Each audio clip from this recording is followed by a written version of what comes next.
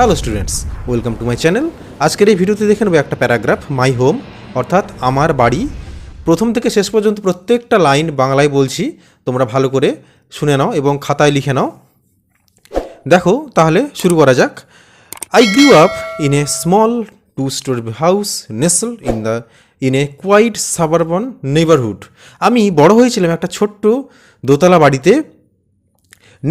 Nacelle কথার অর্থ হচ্ছে দেখো বাসা, অর্থাৎ বাসা বা বাড়ি। ইন এ কোয়াইট সাবারবান অর্থাৎ শহরতলির, নেইবারহুড অর্থাৎ শহরতলির কাছাকাছি আমার একটা ছোট্ট বাড়ি ছিল এবং যেখানে আমি বড় হয়েছি। My home was a modest but cosy place.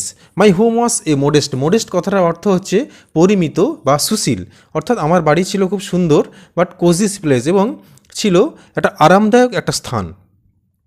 Surrounded by a garden that my parents lovingly tended, এবং বাড়িটা চারিদিকে ছিল বাগান, যে বাগানটিকে দেখো এখানে টেন্ডেড কথাটা দেখতে হচ্ছে TENDED। টেন্ডেড কথার অর্থ হচ্ছে পরিচর্যা করা, অর্থাৎ আমার বাড়ির চারিপাশে ছিল সুন্দর বাগান, যেই বাগানটিকে আমার বাবা মা খুব সুন্দরভাবে পরিচর্যা করেছিলেন। The front yard was filled with a variety of colourful flowers, এবং বাড়ির সামনে খুব বিভিন্ন রঙের ফুল দিয়ে সাজানো ছিল, অর্থাৎ ফুলের গাছ ছিল। দ্যাট ব্লুমড ইন দ্য স্প্রিং, যে ফুলগুলো কিনা বসন্তকালে ফুটতো। ঠিক আছে, তারপরে দেখো creating a warm and inviting atmosphere, এবং খুব উষ্ণ এবং সুন্দর একটা পরিবেশ তৈরি করতো। তারপরে দেখো inside the house had a traditional layout, এবং বাড়ির ভেতরে দেখো লেআউট কথার অর্থ হচ্ছে সাজিয়ে রাখা। তাহলে বাড়ির ভেতরে এখানে কি হবে, বাড়ির ভেতরে একটা ঐতিহ্যবাহী সুন্দরভাবে সাজানো গোছানো দৃশ্য ছিল। With a spacious living room, এবং লিভিং রুমটা যে ছিল বেশ সুন্দর বড় living room. Where my family would gather for movie nights and holidays, যেখানে কিনা আমার পরিবার রাত্রে মুভি দেখার জন্য স্টে করতে থাকতো এবং হলিডেজ অর্থাৎ ছুটির দিনগুলোতে ওই লিভিং রুমে কাটানো হতো। ঠিক আছে, তারপরে দেখে নাও। The kitchen was the heart of the home, বাড়ির যে রান্নাঘর ছিল যেন বাড়ির হৃদয় বা হৃৎপিণ্ড। Where the smell of home cooked meals filled the air, অর্থাৎ যেখানে কিনা বাড়ির যখন রান্না হতো সেই রান্নার গন্ধটা সারা বাড়িতে ছড়িয়ে পড়তো। And where we shared countless conversation over breakfast, এবং তখন আমরা কী করতাম, ব্রেকফাস্টের পরে বা ব্রেকফাস্ট চলাকালীন কী করতাম, আমরা অনেক গল্পগুজব করতাম। ঠিক আছে, my bedroom located on the second floor, আমার যে বেডরুমটা অর্থাৎ আমার যে শোবার ঘরটা কোথায় অবস্থিত ছিল না, দোতলায়, অর্থাৎ আমি থাকতাম দোতলায়। ওয়াজ মাই পার্সোনাল স্যাংচুয়ারি, যেটা ছিল আমার ব্যক্তিগত, স্যাংচুয়ারি কথার অর্থ হচ্ছে আশ্রয়স্থল। ঠিক আছে, দেখো এখানে প্রত্যেকটা কিন্তু আননোন ওয়ার্ডগুলোর মানে কিন্তু আমি বলে দিচ্ছি, তোমরা প্রত্যেকটা আননোন ওয়ার্ডগুলোর নিচে বা পাশে বানানগুলো লিখে নাও, এই বাংলা মানে যেটা বললাম বাংলা মানেগুলো সেগুলো লিখে নাও, তাহলে পরে যখন তুমি পড়বে তাহলে খুব সুবিধা হবে। তাহলে স্যাংচুয়ারি কথাটা কি বাংলা মানে বললাম, আশ্রয়স্থল। তাহলে আমার স্যাংচুয়ারি বা আমার আশ্রয়স্থল কোথায় ছিল, দোতলায়। ফিল্ড উইথ বুকস, যেটা কি না বইতে ভরা ছিল। পোস্টার্সে ভরা ছিল। And memories from my childhood, এবং আমার ছেলেবেলা থেকে থাকা যত স্মৃতি সব কিছুই আমার রুমে ছিল। It had a large window that let in the morning sunlight, এবং আমার বাড়িতে খুব বড় জানলা ছিল যেখান থেকে কিনা সকালবেলা সূর্য এসে উঁকি মারত। Offering a view of the backyard, এছাড়া কি ছিল না, জানলা থেকে বাড়ির পেছনের যে সুন্দর দৃশ্যগুলো সেগুলো দেখতাম বা উপভোগ করতাম। Where an old oak tree stood tall, যেখানে কিনা অর্থাৎ বাড়ির পেছনে কি দেখতাম, যে বড় বড় ওক গাছগুলো তারা দাঁড়িয়ে রয়েছে। The tree provided shade during the hot summer months, এবং ওই যে বড় বড় ওক গাছগুলো তারা কী করতো না, তীব্র গরমের সময় অর্থাৎ গরমকালে তারা ছায়া প্রদান করতো।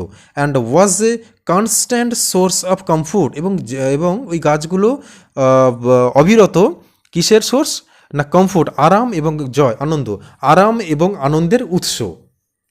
তাহলে বাড়ির পেছনে যে দৃশ্যগুলো ছিল তার মধ্যে কী কী ছিল, ওক গাছ ছিল, যে ওক গাছগুলো দাঁড়িয়ে থাকতো এবং গ্রীষ্মকালের সময় সেই ওক গাছগুলো ছায়া প্রদান করতো, যেটা কিনা খুব সুন্দর এবং একটা মনোরম পরিবেশ গড়ে তুলতো। তারপরে দেখো and was a constant source of comfort and আচ্ছা এটা হলো। তারপর দেখো মাই home was more than just a physical space. আমার বাড়িটা ছিল অর্থাৎ ফিজিক্যাল অর্থাৎ শারীরিক স্পেস থেকে অর্থাৎ শারীরিকভাবে যতটা আনন্দ না দিত, it was a place where I feel safe, যেখানে কিনা মানসিকভাবেও আমি আনন্দ পেতাম, loved and connected to my family, অর্থাৎ এখানে আমি সুরক্ষা পেতাম, ভালোবাসা পেতাম এবং পুরো পরিবারের সাথে একটা সংযোগ সাধন বা সমন্বয় সাধন সমন্বয় সাধন করতে পারতাম। ঠিক আছে, দেখো আমি হচ্ছে প্রত্যেকটা লাইন বাংলায় বলছি, তোমরা একটু সাজিয়ে গুছিয়ে সুন্দরভাবে তোমরা একটু লিখে নিতে পারো বা ভালো করে শুনে নাও। আমি প্রত্যেকটা লাইন, যেহেতু ভিডিওগুলো একটু কম সময় করে আমাকে বানাতে হচ্ছে, তাই প্রত্যেকটা লাইন চেষ্টা করছি হুবহু সুন্দরভাবে তোমাদের বলার। তারপরে দেখো, the memories I made their continue to save who I am today. তাহলে যে এবং আমার স্মৃতিগুলো আমার মনে পড়ে যে আজকের যে পজিশানে আমি রয়েছি বা আজকের আমি যা হয়েছি, যেভাবে বড় হয়েছি, সেটা সেই বাড়ির মেমোরিগুলো আমাকে মনে করিয়ে দেয়। And I often find myself reminiscing, দেখো REMINISCING, স্পেলিংটা আবার বলে দিচ্ছি, দেখো REMINISCING, রেমিনিজিং কথার অর্থ হচ্ছে স্মৃতিচারণ, অর্থাৎ I often find myself reminiscing, আমি প্রায়ই স্মৃতিচারণ করি অ্যাবাউট দ্য সিম্পল, ওই সাধারণ, পিসফুল, শান্তিময় times spent within its walls, অর্থাৎ বাড়ির যে সুন্দর সাধারণ যে শান্তিময় যে মুহূর্তগুলো বা স্মৃতিগুলো এবং ওই চার দেওয়ালের মধ্যে যে স্মৃতিগুলো সেগুলো আমি যখন মনে করি তখন আমার মনটা খুব ভালো হয়ে যায় বা আমি খুব আনন্দ পাই। তো এই ছিল মোটামুটি তোমাদের মাই হোম প্যারাগ্রাফটা, সুন্দরভাবে তোমাদের প্রথম থেকে শেষ পর্যন্ত আমি আলোচনা করিয়ে দিলাম। দেখো তোমরা যদি ভিডিওটা একটু কয়েকবার 2-3বার দেখো, তাহলে সুন্দরভাবে পুরো প্যারাটার বাংলা অর্থটা ভালোভাবে বুঝে যাবে। দেখো একদম প্রথম থেকে শেষ পর্যন্ত সুন্দরভাবে বুঝিয়ে দিলাম এবং প্রত্যেকটা লাইন বাই লাইন দেখো। এবং তোমরা যখন লিখবে কিন্তু স্পেলিংগুলো মিস্টেক করো না, ভালো করে দেখো, স্পেলিংগুলো যেভাবে আছে সেভাবে স্পেলিংগুলো লিখবে। এবং দেখো আমার চ্যানেলে তোমরা যদি নতুন হয়ে থাকো তাহলে চ্যানেলটাকে সাবস্ক্রাইব করতে পারো, কারণ চ্যানেলে যদি সাবস্ক্রাইব করো তাহলে এর পরবর্তীকালে যখন ভিডিওগুলো দেবো তোমাদের সামনেই চলে আসবে, তোমাদের আর এক্সট্রা করে খুঁজতে লাগবে না। এছাড়াও দেখো বিভিন্ন স্কুল অর্থাৎ বিভিন্ন ক্লাসের স্কুলগুলো সলভ করা আছে, তোমরা দেখো নিচে যাও, নিচে প্লেলিস্ট সেকশানে সমস্ত কিছু স্কুল পেয়ে যাবে এবং লেটার, স্টোরি, প্যারাগ্রাফ, বিভিন্ন তোমাদের যেগুলো যা প্রয়োজন তো সেগুলো এখান থেকে পেয়ে যাবে।